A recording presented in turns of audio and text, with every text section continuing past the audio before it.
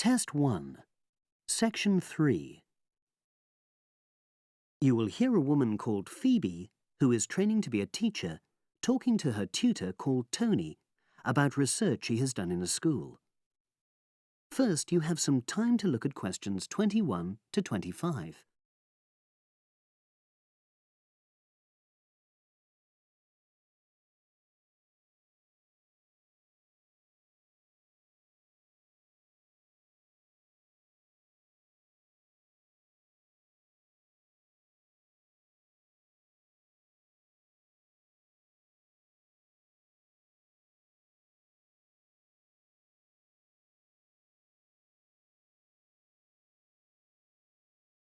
Now listen and answer questions 21 to 25.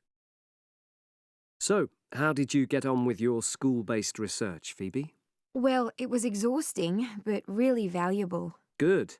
What was the specific focus you chose? My title is Attitudes Towards Study Among 11 to 12-year-old Pupils. Right, and what made you choose that focus? Well, that's a bit difficult.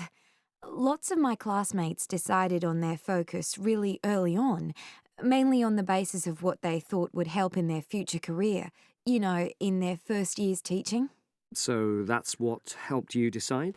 Actually, it was that I came across a book written by experienced teachers on student attitudes, and that motivated me to go for the topic. Okay.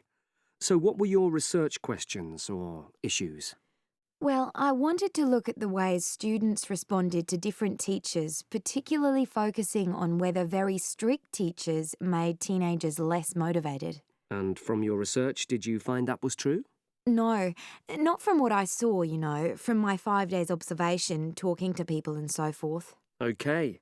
We'll talk about the actual research methods in a moment, but before that, can you briefly summarise what your most striking findings are? Well, what really amazed me was the significant gender differences. I didn't set out to focus on that, but I found that boys were much more positive about being at school. Girls were more impatient. They talked a lot about wanting to grow up and leave school. Very interesting. Yeah, it is. From doing the research, it was clear to me that you might start out to focus on one thing, but you pick up lots of unexpected insights. Right. Did you get any insights into teaching? Yes, certainly. I was doing a lot of observations of the way kids with very different abilities collaborate on certain tasks, help each other. And I began to realise that the lessons were developing in really unexpected ways. So, what conclusion do you draw from that? Well, I know it's necessary for teachers to prepare lessons carefully, but it's great if they also allow lessons to go their own ways. Good point. Now, I'm really pleased to see you doing this. Analysing and drawing conclusions based on data. But surely this isn't proper data. Because it's derived from such small-scale research. Well, as long as you don't make grand claims for your findings, this data is entirely valid. I like the way you're already stepping back from the experience and thinking about what you've learned about research. Well done. But I know I could have done it better. As you become more experienced, you'll find ways to reduce the risk of difficulties. Okay. Now you have some time to look at questions 26 to 30.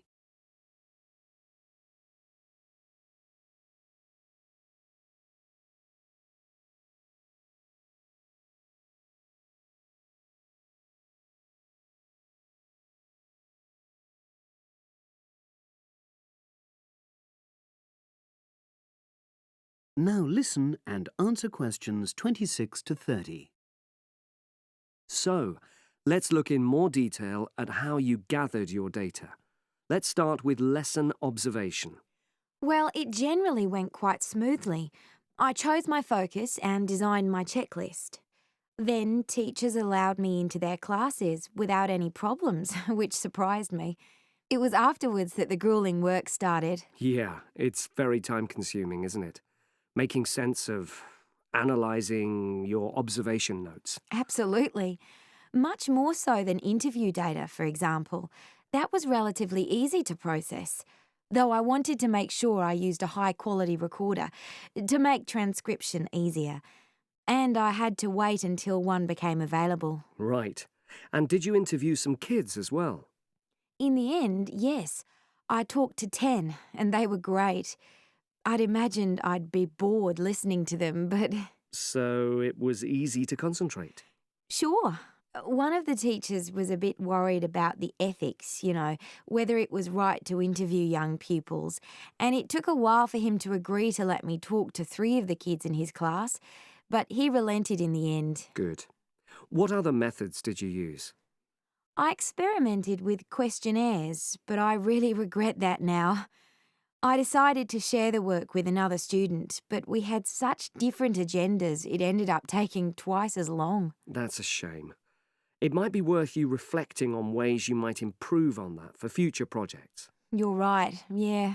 OK. And the other thing I did was stills photography. I didn't take as many pictures as I'd hoped to. Lack of time? It's pretty easy just snapping away, but I wanted each snap to have a purpose, that would contribute to my research aims, and I found that difficult. Well, that's understandable, but remember... That is the end of section 3. You now have half a minute to check your answers.